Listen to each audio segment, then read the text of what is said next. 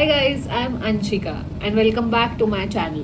सो आज हम जिस टॉपिक पे बात करने वाले हैं that is high blood pressure. तो ये इतना कॉमन टॉपिक है कि 1.28 बिलियन लोगों को across the world blood pressure की बीमारी है, जिसमें से 46% ऑफ द लोगों को तो पता ही नहीं है कि उनको वो इस बीमारी से सफ़र कर रहे हैं। तो इसीलिए आज हम इस टॉपिक पे बात करेंगे। तो हम सबसे पहले देखेंगे कि ब्लड प्रेशर क्या होता है।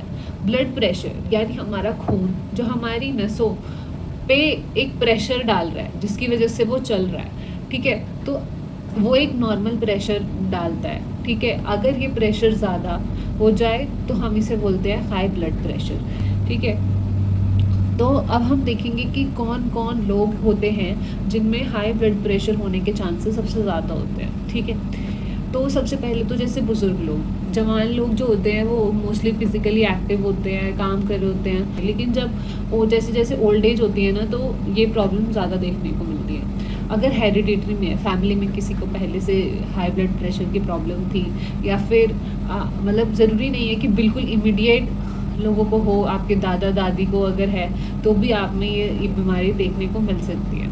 ठीक है, अगर आप ओवरवेट हो या फिर ओबीज हो, मतलब आप बहुत मोटापा आपको चढ़ा हुआ है फैट की वजह से, भी ये लोगों में देखने को मिलती है।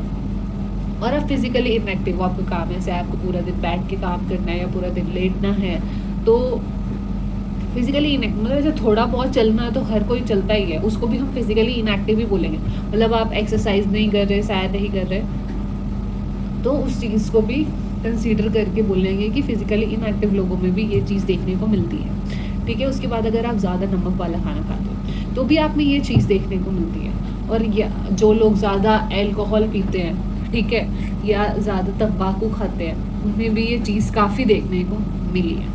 अब हम देखेंगे कि हमें कैसे पता चलेगा, क्या क्या सिम्टम्स है जिसे देख के हमें पता चल सकता है कि हाँ, हमें बीपी की बीमारी हो सकती है या हमारा बीपी इस टाइम पे ज़्यादा है।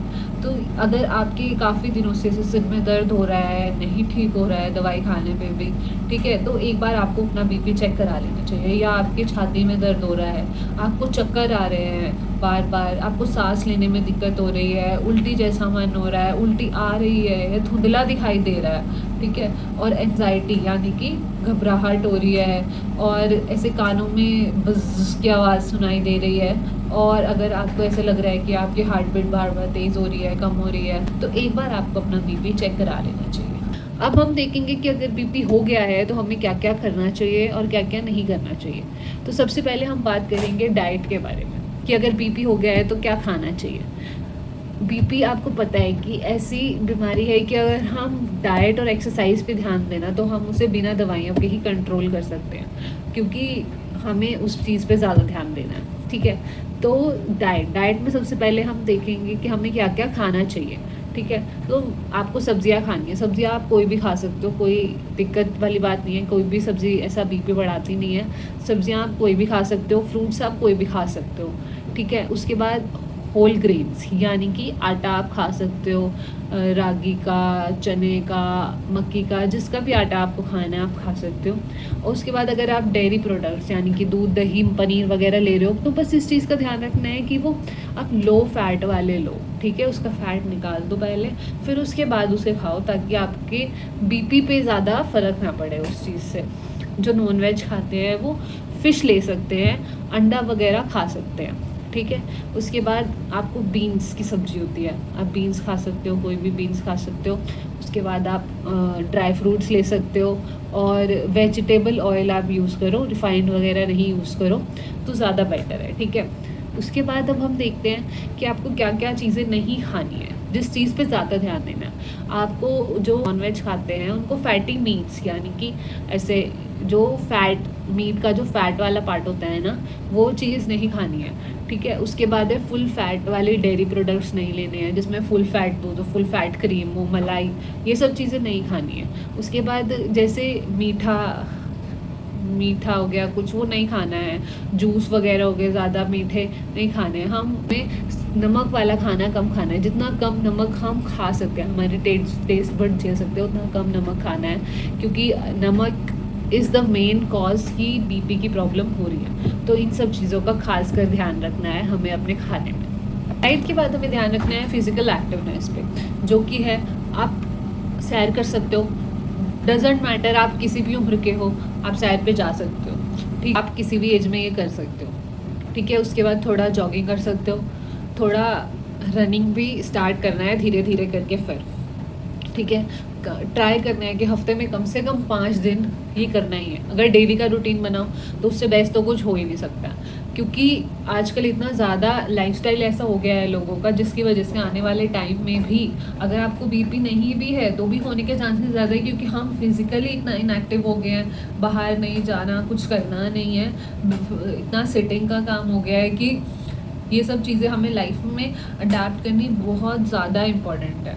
ठीक है, तो फिजिकली एक्टिव रहना बहुत इंपॉर्टेंट है। चाहे आप रोज़ 20 मिनट, आधा घंटा घर पे ही योगा करो, एक्सरसाइज करो, कुछ ना कुछ तो करो जिससे हमारी बॉडी एक्टिव हो।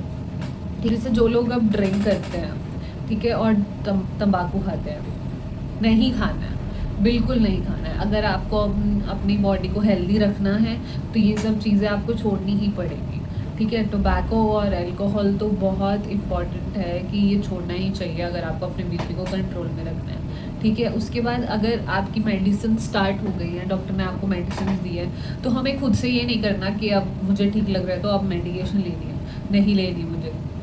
मेडिसिन कभी भी खुद से नहीं छोड़नी है, क्योंकि हमें ऐसा लगता है कि अब बीपी कंट्रोल में है, पर हमें ये नहीं पता ना कि बीपी दवाई की वजह से ही कंट्रोल में है। तो हमें इस चीज़ का बहुत ध्यान रखना है कि बीपी की दवाई कभी भी मिस नहीं करनी है। ठीक है, और अगर मिस कर दी है तो आपको जब याद आ रही है आप उसी टाइम लो, क्योंकि वरना आपका बीपी हाई हो जाएगा और उसकी वजह से जो प्रॉब्लम्स आती है ना वो बहुत ज़्यादा भयंकर होती है रादर देन एक गोली खाने से। तो अगर आपकी मेडिसिन स्टार्ट हो गई है, इन सब चीज़ों से नहीं आपका कंट्रोल में आ रहा है, तो मेडिसिन आपको कभी भी खुद से नहीं छोड़नी है, खुद से मिस नहीं करनी है। ठीक है, सो आई होप आपको ये वीडियो अच्छी लगी हो, इन्फॉर्मेटिव लगी हो, और ऐसी वीडियोस के लिए आप कमेंट कर सकते हो कि आपको इस टॉपिक के बारे में जानना है, मैं उस चीज़ पे भी वीडियो बनाऊंगी।